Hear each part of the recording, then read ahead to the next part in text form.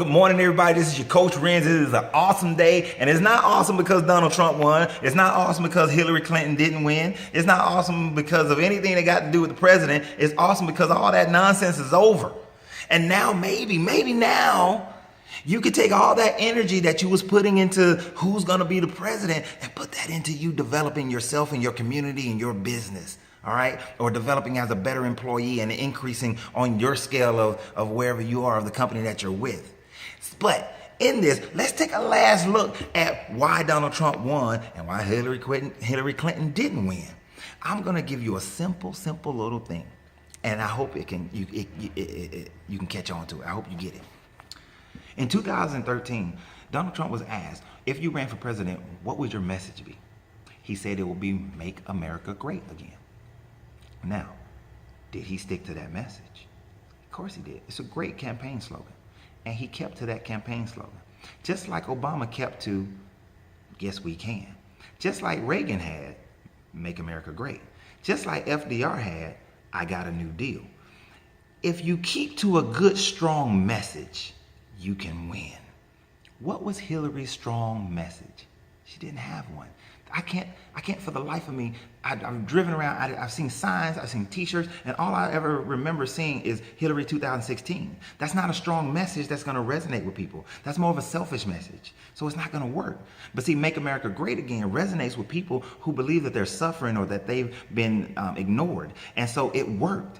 I'm not talking about whether or not he's going to be great or not. I don't know. Who knows? But what I'm talking about is the fact that he had a strong advertising message. And yes, he's a businessman. He has a marketing machine behind his companies. So, of course, he probably put that to work in that genre as well. But the fact of the matter is that he had a strong message that he repeated over and over again. He had a strong Twitter following that he kept repeating his message over and over again. And that group, there's always one group that comes out and gets a president elected. For Obama, it was the women vote, and the minority vote came out real strong, bigger than they normally do, and it was down this year. And as well, so for Trump, it was the non-college educated white man came out in big groups. And I'm not putting that group down because, college education doesn't necessarily mean you're going to succeed or fail, because I know tons of people with college educations who aren't doing anything with it, or they're in so much debt it doesn't even matter. And I had a guy come in here yesterday. He's not college educated, but that joker is banking. Okay, so it doesn't matter. It doesn't really matter that much. What you do in life matters. The decisions you make in your life, that's what matters. But let's get back. She didn't have a good, strong campaign message. Her campaign message was defending against the things that people were saying negative about her. Her campaign message was talking about the things that she did do. And her campaign message was, evil Donald Trump, you so bad, Donald Trump, you so negative, you so horrible, you so bad. Now, let's look at that for just a second. All of you have that friend, that coworker, that person that you know, that every time you see them, they're going to come with something negative. And initially, you allow that to come into your life. But then after a while, they start getting on your nerves. After a while, you start retreating and running and hiding from them. You see them coming down and you duck into an office. After a while, you don't want to talk to that person anymore. And then what also happens? When that person is always negative, then another group will jump up. Another person comes in and they don't like them. And they will do things outside of their character. They will go to great lengths to get that person away from them or to get them out of the office because they don't like hearing all that negativity.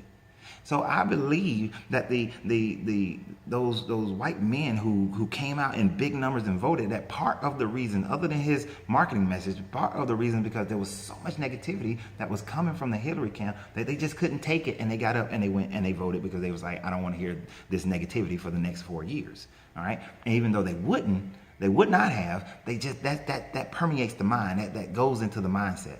So what can you learn about that as far as a business person or just a regular person? What you can learn is this. If you're running a business or you're getting ready to build a business, and it's so funny because I was having this conversation last night with somebody, is that you got to get your message out and get it out strong and keep repeating it. All right, just like there's a skip. Well, most of y'all don't know about vinyl, but a skip in a record player, it just repeats. So you got to get out there and just keep doing it. At my store, Uncle Ren's Popcorn, that might be the name, but the slogan has always been since day one, a pop of happiness, right? So that's a message that I have to consistently get out. And I do that inside the store, not so much online. But and I realize I got to change that. I got to do better. And you got to do better. If you're running a business and you have your message, you got to have your ethos. You got to get that out. You got to get that out and get it out strong and often. All right. That's what Donald Trump really did, honestly. I mean, the next person who runs for president, if you don't get you a strong social media manager who can really push your message, you're going to lose. You know, the world is changing. And that's another thing. People wanted a change, a shakeup. And Hillary didn't give them any idea of a shakeup, more of a continuation of the establishment. But people want something different than the establishment. And Donald Trump proved that the establishment is dying, that we've moved into a new age, a new era where people aren't going to necessarily vote for you because you're an incumbent. So all you incumbents, start thinking about the fact that you may need to start getting you a shakeup message ready. You may need to start practicing your shakeup slogans and get it ready. Now, if you're on a job and you're working for somebody, but you feel like you're stagnant, then you need a shakeup message going on. You need something different going on. You need to change your vibration, change your attitude, change the way you move in the office. Go and take all those extra classes that your company keep on offering, those internal education programs, and get yourself shook up so that you can be looked upon differently, so that when promotion and opportunity come, that you're looked at for those promotions and those opportunities. Otherwise, you're going to be the one who almost thought you had it, like, you know, the commercial with the dude with the fisherman thought, oh, thought you had one here, got $1 for you. You're going to be that person like, oh, got a supervisor position for you, but you almost had it, but you're not going to get it if you're still the same person. So you need a little shake up, okay, in order to move forward. And that's one of the messages that we can pull from this. Now, let me give you another one that kind of coincides with what I just said. The Asian community came out to vote the least, and they've consistently done that. They hardly ever come out and vote. They come out in low numbers. That's why nobody really pushes political ads towards the Asian community. But why is that? The Asian community doesn't come out and vote, but the thing about it is they stay one of the strongest economic groups in America. They are one of the most stable economic groups in America and one of the highest paid groups in America because they practice internal community business. They shop with each other, they deal with each other, they could promote education, they promote starting businesses, they promote hiring one another. They stay and they push their community, they push business, they push, you know, understanding and moving the dollar. But other communities don't do that, especially the black community, and I hate to say it that way. And we keep repeating that over and over again, and everybody knows it, but yet you don't do it. Well, you know it, but don't do it. I had to move my store from Lithonia. Why? Because the black community didn't support my business. Now, I can take the fact if I had a bad product and bad services, but you didn't support it enough. It's those who did, I appreciate you, but it wasn't enough.